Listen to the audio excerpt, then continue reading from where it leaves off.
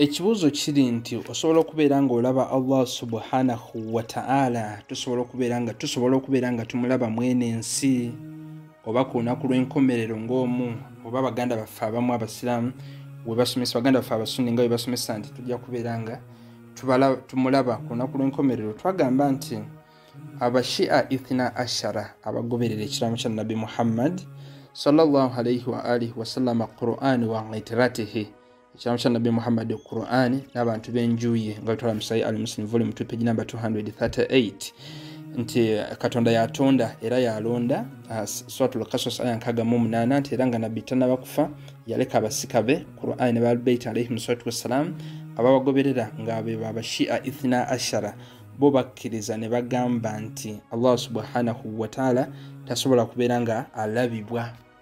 Mfuna bulungi era ezimu ku aya eziraga mu bufunze nti Allah subhanahu wa ta'ala tasobola kubeera nga alabibwa iyo Suratul Bakara ya 115.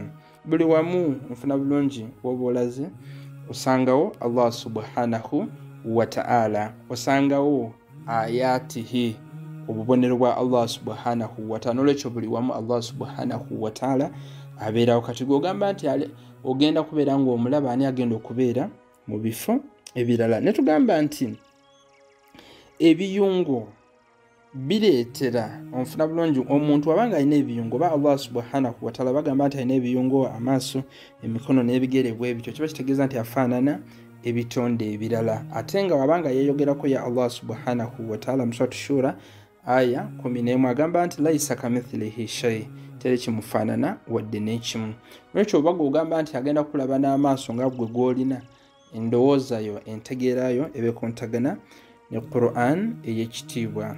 Netugamba nti Allah subhanahu, netugamba nti era ye kennyini agamba mu Suratul An'am aya 13 nti amaaso vision, amaaso gaffe tegasobola kubeera nga gakola ki, gamulaba abadan, tekisoboka.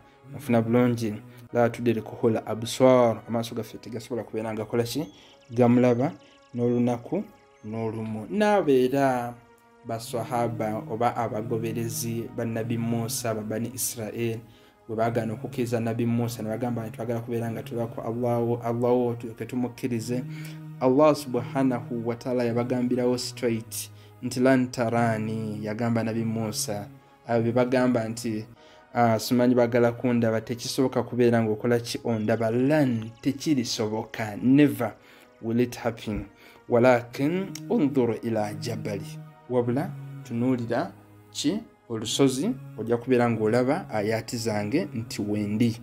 Nolwekyo okulaba Allah subhanahu wa ta'ala, tulaba ebitonde bye yatonda ne tutegeera nti Allah subhanahu wa ta'ala waali, naye tetusobola ye kumulaba, nanti ye tali mahadud, tali limited. Kuba ffe abantu tuli limited, tubeerako ne size nti tuli mu kifo kino. Nolwekyo abagoberezi ba Ahlul-Bayt alayhim salatu wassalam ne Qur'an ekiraamo kya Nabi Muhammad sallallahu alayhi wa alihi wa sallama nga itwala mu Sahih Muslim volume 2 page number 238, Shia Imamiyya oba ithna ashara bakkiriza nti Allah tasobola kubeera nga alabibwa n'amaaso gaffe. Assalamu alaykum wa rahmatullah.